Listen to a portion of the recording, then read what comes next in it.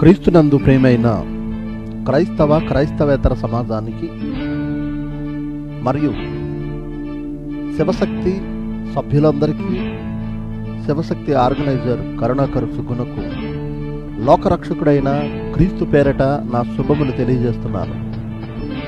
ప్రియ క్రైస్తవేతర సమాజమా, క్రైస్తవ ప్రపంచానికి వ్యతిరేకంగా బైబిల్ని వక్రీకరిస్తూ, క్రీస్తును క్రైస్తవ్యాన్ని అవమానిస్తూ శివశక్తి సంస్థ ఇప్పటికే చాలా కార్యక్రమాలు చేపట్టింది. అందులో భాగంగా వీడియోస్ రూపంలోనూ, ఫేస్బుక్లో పోస్టుల రూపంలోనూ క్రైస్తవ్యాన్ని అవమానించడమే కాకుండా పుస్తక రచనలు కూడా చేసి యావత్ క్రైస్తవ్యాన్ని అవమానించే విధంగా శివశక్తి సంస్థ అడుగులు వేస్తుంది. ఒక విషయాన్ని మీరు గమనించాలి.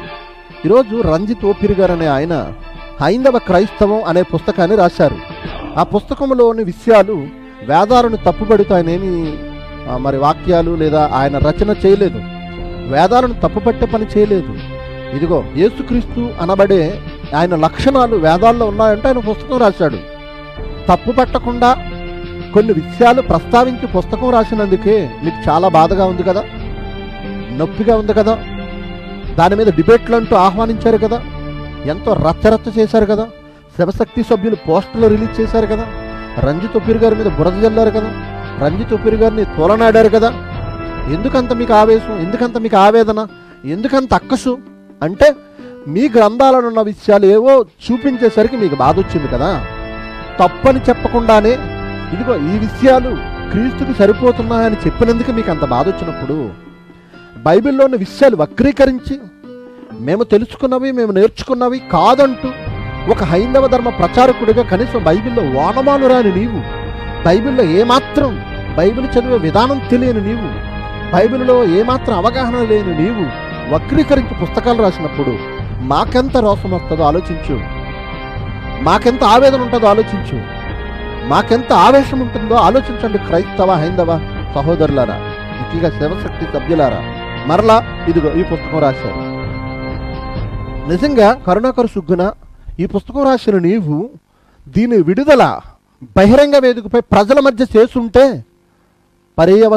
పరిణామం ఎలా ఉంటుందో మీకు తెలిసేది. నువ్వు ఒక డేట్ ప్రకటించి ఈ పుస్తకం నేను ప్రపంచంలో విడుదల చేస్తున్నానని ఒక బహిరంగ వేదిక మీద వందలాది వేలాది ప్రజల మధ్య నువ్వు రిలీజ్ అనేది పెట్టుంటే ఎలాంటి పరిణామాలు, ఎటువంటి పర్యవసానం నువ్వు ఎదుర్కొనే వచ్చునో శివశక్తి సభ్యులందరూ రుచి చూద్దురు.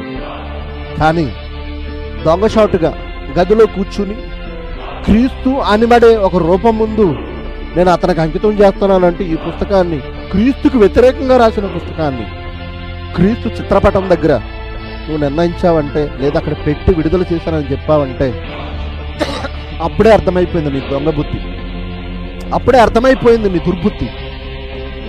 నీ ఇంటి పేరులో సుగ్గున అనే పేరుంది, సుగ్గుణశాలిగా నువ్వు లేవు, దుర్గుణశాలిగా నువ్వు కనబడ్డావు. నీ మీద వ్యక్తిగతంగా ఏ ద్వేషము లేదు, నాకు వ్యక్తిగతంగా ఏ పగా లేదు. శివశక్తి సంస్థ నేను గౌరవిస్తున్నాను. హిందూ ధర్మ పరిరక్షణ సంస్థగా మీరు చేసే ప్రతి పని ప్రజా శ్రేయస్సు కోరి సమాజానికి ఉపయోగపడేది చేయండి. అవసరమైతే మేము సహకరిస్తాం. మీకేమన్నా డొనేట్ చేయాలా లేదా ఏమైనా సహకారం కావాలి ఇస్తాం.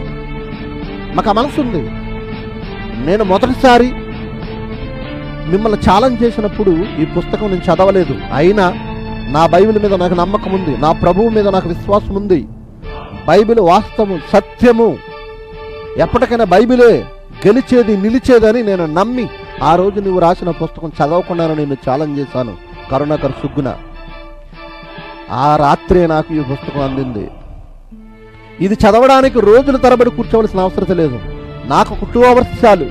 2 గంటల్లో దీన్ని ఫినిష్ చేశాను. ఇందులో ఉన్న విషయాలన్నీ బైబిల్కి వ్యతిరేకమని, కేవలం కరుణాకర్ సుగ్గున శివశక్తి సభ్యుల వక్రీకరణనే అని నేను గమనించాను. ఈ పుస్తకం మీద నాకు చాలా అభ్యంతరాలు ఉన్నాయి. ఈ పుస్తకం క్రైస్తవ పండితులతో చర్చించకుండానే ప్రింట్ చేశారు. 50,000 కాపీలు ముద్రించామని ఈ 2 తెలుగు రాష్ట్రాల్లో విరివిగా మీ కార్యకర్తలను పెట్టి ఈ సమాజానికి అందింపజూశారు, అమ్ముతున్నారు, విరివిగా పంచిపెట్టండి. కానీ మీరు ముందుగా చేయాల్సిన పని ఏంటంటే, ఈ పుస్తకంలో మీరు రాసిన విషయాలు ఎంతవరకు నిజ నిర్ధారణకు నిలబడతాయి, సత్య అసత్యాలు ఎన్నున్నాయో తేల్చిన తర్వాత ఈ పుస్తకం ముద్రిస్తే బాగుండునని నా సలహా. కానీ దుర్బుద్ధితో అక్కసుతో ఉన్న మీరు, క్రైస్తవంపై బురద జల్లే పనిలో ఉన్న మీరు ఆ పని చేయకుండా ఈ పుస్తకాన్ని 50,000 కాపీలు ముద్రించారు. ఈ పుస్తకాలకు ముద్రణకు సహకరించిన వారికి కూడా కనీస జ్ఞానం లేకపోవడం నా దురదృష్టకరం. ఈరోజు ఈ ప్రపంచానికి పట్టిన దౌర్భాగ్యపు స్థితి. ఎందుకంటే కోట్లాది మంది నమ్మిన బైబిల్ని వక్రీకరించే పనిలో ఈరోజు శివశక్తి సభ్యులు ఉన్నందుకు చాలా సిగ్గుపడుతున్నాం. మరి ఆ విషయం మీకు ఎందుకు తెలియడం లేదో నాకు అర్థం కావడం లేదు. ఏదేమైనా రాశారు, 50,000 కాపీలు మీరు ముద్రించారు, నా చేతిలోకి వచ్చింది. నాతో పాటు ఎందరో సోదరులు దీని మీద స్పందిస్తున్నారు. మొట్టమొదటిగా నిన్ను డిబేట్కి ఆహ్వానించాను, ఇప్పుడు చివరిసారిగా కరుణాకర్ సుగ్గున నిన్ను ఆహ్వానిస్తున్నాను. ఇందులో రాసిన విషయాలు వాస్తవాలే అన్న నమ్మకం మీకుంటే, నేను రాసిన విషయాలు సత్యమే, ఇవి బైబిల్లోని విషయాలే చెప్పాను తప్ప నా సొంత జ్ఞానం కాదనే ధైర్యం కరుణాకర్ సుగ్గున మీకుంటే, అంత జ్ఞానము అంత సబ్జెక్ట్ మీకుంటే నాతో డిబేట్కి సిద్ధపడాలని చివరిసారిగా ఆహ్వానిస్తున్నాను. ఈ పుస్తకంలోని విషయాలన్నీ బైబిల్కి వ్యతిరేకమని, కేవలం వక్రీకరించి రాసినవే అని, బైబిల్ అర్థం కాక అపార్థం చేసుకుని రాసిన విషయాలే అని నేను ఘంటాపదంగా వెలుగెత్తి చెబుతున్నాను. డిబేట్లో ఈ పుస్తకంలోని విషయాలన్నీ అసత్యాలను రుజువు చేయడానికి సిద్ధంగా ఉన్నాను. నా ఆహ్వానాన్ని మన్నించి, నా ఆహ్వానాన్ని స్వీకరించి డిబేట్కి సిద్ధపడాలని కరుణాకర్ సుగ్గునకు, శివశక్తి సభ్యులకు నేను ఈ వీడియో ద్వారా చివరి ఆహ్వానాన్ని తెలియజేస్తున్నాను. డిబేట్కి సిద్ధమైతే అగ్రిమెంట్ రాసుకునే సమయం నిర్ణయించి కూర్చుందాం. దానిని కూడా ప్రపంచవ్యాప్తంగా లైవ్ ఇద్దాం. అగ్రిమెంట్లో డిస్కస్ చేసుకునే విషయాలు, అగ్రిమెంట్ రాసుకుని ఒక డేట్ నిర్ణయించుకుందాం. ఈ పుస్తకం మీద డిబేట్ చేద్దాం. కరుణాకర్ సుగ్గున, నువ్వు సిద్ధపడాలని ప్రేమపూర్వకంగా చివరిసారిగా నీకు ఆహ్వానాన్ని పలుకుతున్నాను. నా కండిషన్స్ నీకు అంగీకారం కాకపోతే డిబేట్ డిస్కషన్లో కూర్చుని తేల్చుకుందాం. బహిరంగంగా నేను ఒక విషయాన్ని మీకు, ఆ కండిషన్ని, నేను అనుకున్న ఒక కండిషన్ మీకు చెప్పాలని అనుకుంటున్నాను.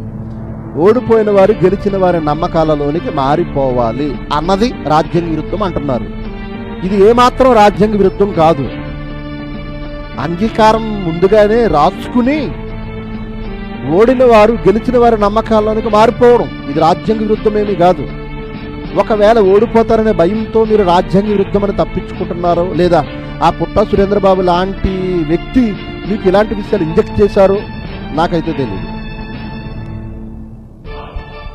క్రైస్తవుల మనోభావాలు దెబ్బతీసి కిచ్చపరిచి బైబిల్ని అవమానించడం, క్రైస్తవ్యాన్ని అవమానించడం రాజ్యాంగ విరుద్ధం కాదా?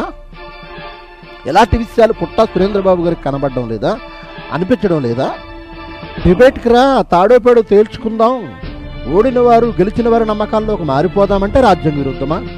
ఓకే, మీరు భయపడ్డారో ఓడిపోతారన్న విషయం మీకు ముందుగా తెలిసిపోయింది, మొత్తానికి రాజ్యాంగ విరుద్ధం అని చెప్పారు. పక్కన పెట్టేద్దాం, ఆ కండిషన్ పక్కన పెట్టేద్దాం. రెండవది, ఓడిపోయిన వారు గెలిచిన వారి నమ్మకాల్లో నాకు రానవసరం లేదు, కానీ ఓడిపోయిన వారు తమ ధర్మాలను విడిచిపెట్టేయాలి. ఇది రెండవ కండిషన్. ఇది కూడా రాజ్యాంగ విరుద్ధం అంటారా?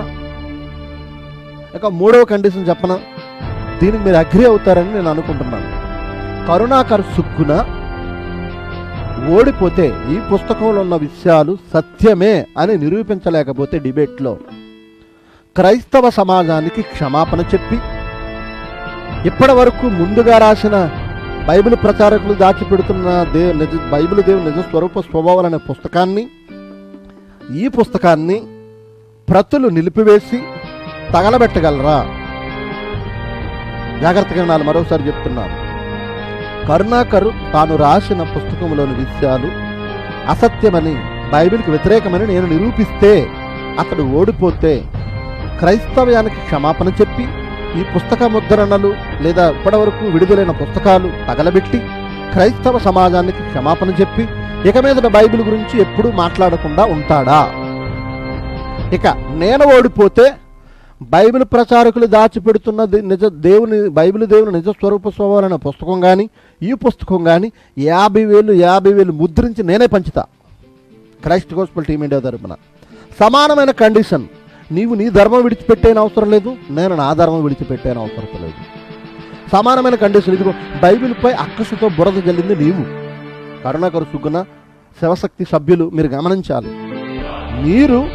మేము నమ్మిన ప్రామాణిక గ్రంథమైన బైబిల్ గురించి తప్పుడుగా రాతలు రాశారు, పుస్తకాలు ముద్రించారు. తప్పు చేసింది మీరు రైట్ అనుకుంటున్నారు. ఓకే, మీ పాయింట్ ఆఫ్ వ్యూలో మీకు రైట్ అవ్వచ్చు, కానీ బైబిల్కి ఇది వ్యతిరేకం.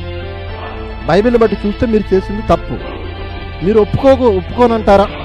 ఇది సత్యమని మీరు నిరూపించగలిగితే, వాస్తవమని ఇందులో ఉన్న విషయాలు మీరు నిరూపించగలిగితే క్రైస్తవ సమాజానికి క్షమాపణ చెప్పండి. బైబిల్ గురించి ఎప్పుడు మాట్లాడకండి. ఎప్పటి వరకు రాసిన పుస్తకాలన్నీ తగలబెట్టాలి. ఇది మీకు ఉన్న ఒక కండిషన్.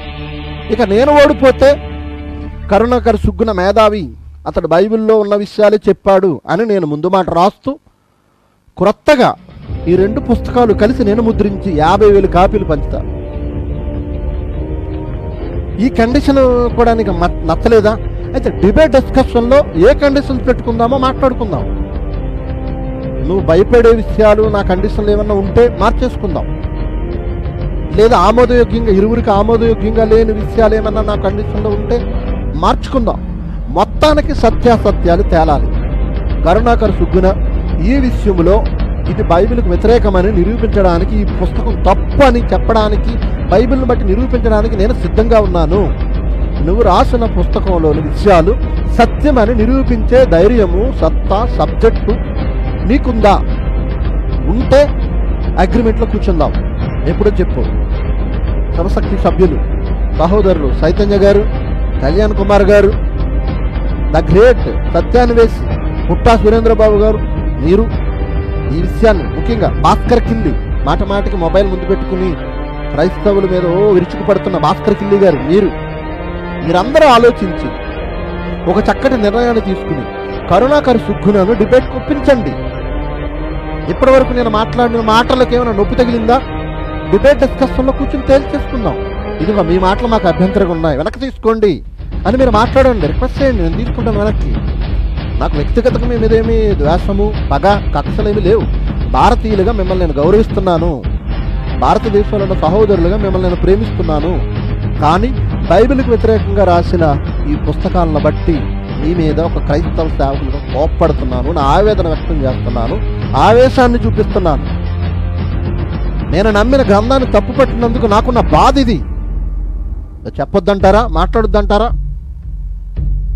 కాబట్టే నేను ఆవేశాన్ని ప్రదర్శించాను. అది సంస్కారహీనమని మీరంటారు, అజ్ఞానమని మీరంటారు, ఏదైతే అనుకోండి. నా బైబిల్ గురించి తప్పుడుగా రాతలు రాసినప్పుడు నేను సహించను, గుర్తుపెట్టుకోండి. న్యాయబద్ధంగా కూర్చొని మాట్లాడుకుందాం, విషయాలేవో తాడుపడి తేల్చేద్దాం. చైతన్య గారు, మీకు మరొకసారి నేను చెబుతున్నాను, రాత్రికాలంలో మీతో మెసెంజర్లో మాట్లాడాను. ఇప్పుడు బహిరంగంగా ఈ వీడియోలో మీ ముందుకు వచ్చి మాట్లాడుతున్నాను. కరుణాకర్ సుగ్గున, చైతన్య, కళ్యాణ్ కుమార్, భాస్కర్ కిల్లి, పుట్టా సురేంద్రబాబు, మీరందరూ ఆలోచించి ఒక నిర్ణయం తీసుకోండి. నాది సంస్కారహీనమైతే సంస్కారవంతులుగా నా సంస్కారహీనాన్ని త్రిప్పుకొట్టండి. డిబేట్కి సిద్ధపడండి, అగ్రిమెంట్కి రాసుకోవడానికి కూర్చుందాం.